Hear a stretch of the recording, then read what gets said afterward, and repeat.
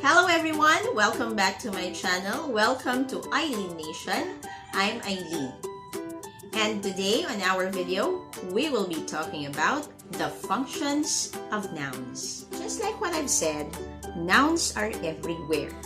And in our sentences, we often use nouns.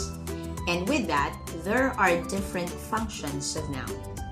The first function of noun is that it could be a subject of the sentence o ito ay ginagamit nating simuno ng ating mga pangungusap.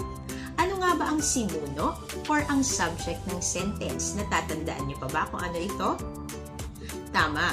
Kapag sinabi nating simuno or subject ng sentence, ito ang pinag-uusapan sa ating pangungusap. It is the one being talked about in the sentence. Let us now have examples for our first function of noun, which is as a subject. Peter kicked the ball. The subject here is Peter, and it tells kung ano ang ginawa niya sa bola. Okay, so Peter kicked the ball. Kicked is the verb. Okay, and therefore Peter tells who or what kicked the ball. Therefore, Peter is a noun and it functions as a subject in the sentence. Second example, the sky seemed hazy. So with this example, seemed is a verb of being. This is our verb o ang pandiwa ng ating pangungusap. Tandaan pa ba? Ang pandiwa ay nagsasaad ng kilos o galaw. Ganun din ang verb. It expresses action.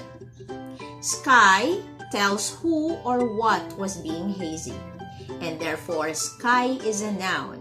And it is used or it functions as a subject in our sentence.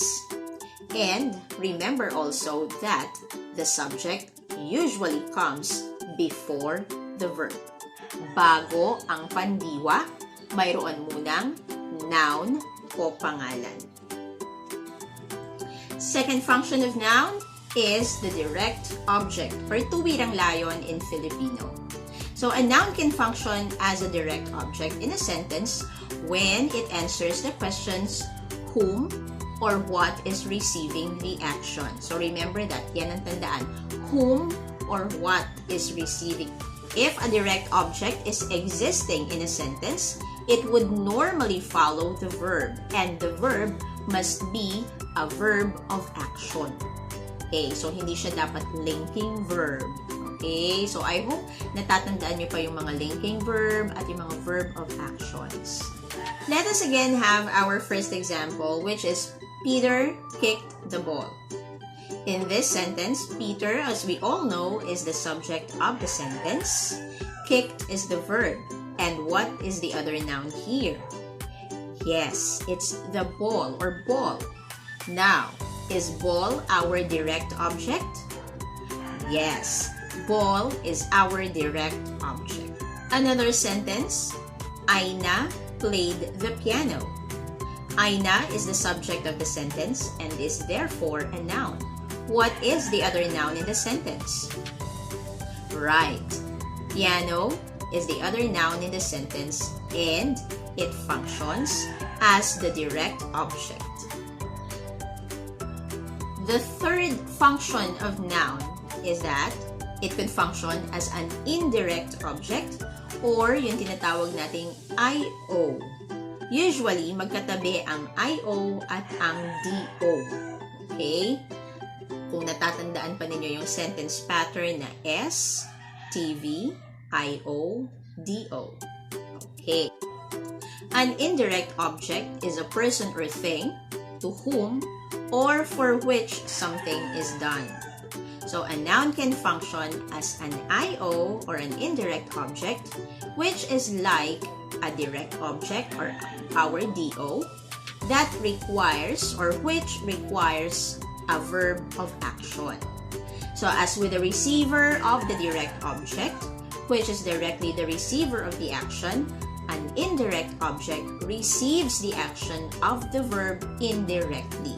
So kapag nandito tayo sa IO, I mean, ito yung part na kahit alisin mo siya sa pangungusap or takpan mo siya sa sentence, okay, pero nandoon siya, pag binasa mo ulit yung pangungusap mo, okay, kahit wala yung IO, makukumpleto pa rin ang thought o ang diwa ng ating sentence.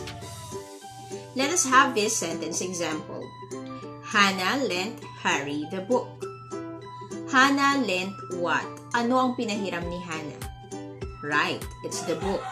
So in this sentence, book is our direct object. Now, to whom or what, or for whom or what, did Hannah lend the book? Kanino niya pinahiram ang libro? Tama, pinahiram niya ito kay Harry. And therefore, Harry is the indirect object. The fourth function of noun is subjective complement or SC. So, anong meron sa SC or subjective complement? So, noun can function as subjective complement or subject complement when they follow a verb of being and answers the question who or the question what in the sentence. So, our example could be, the lady is an engineer.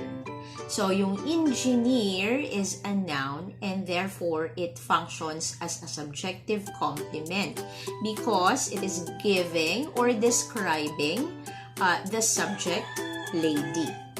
Okay? So, yun yung subject natin, which is a noun, of course, lady, and we have another noun, which is engineer, and that functions as a subjective complement kasi dinidescribe niya ang subject. Another one could be all elites are politicians. Okay, so all elites are politicians, or we could also say all politicians are elites. So what have you noticed in our sentences? They are followed by a linking verb. So may linking verb muna bago ang subjective complement.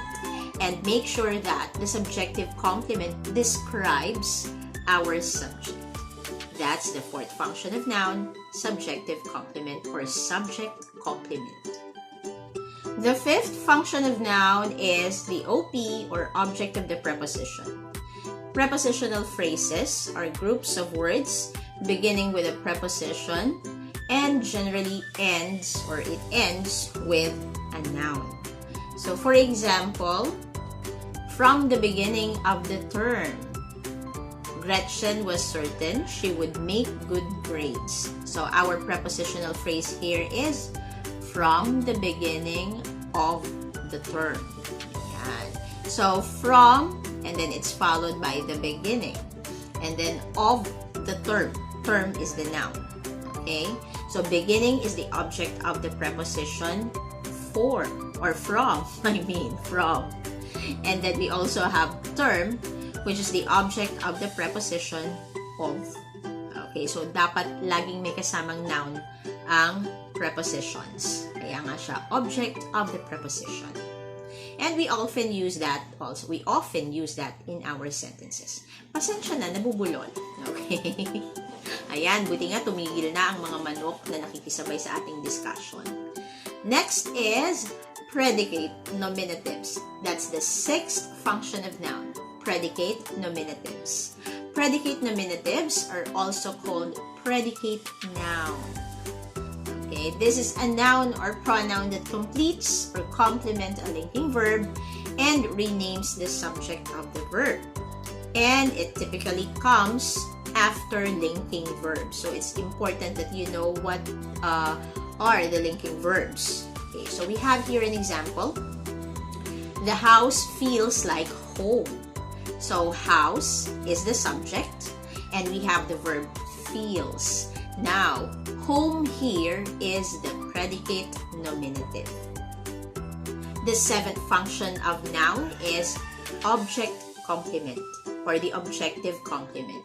So the objective complement or object complement is usually a noun, okay, or sometimes it's called an adjective complement.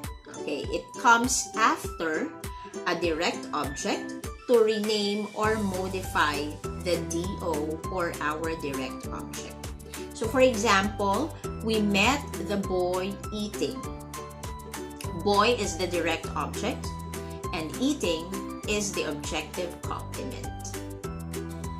So an objective complement or an OC is easily identified by its position, reference, and agreement, and it is usually placed after the object and referencing the object with extra meaning.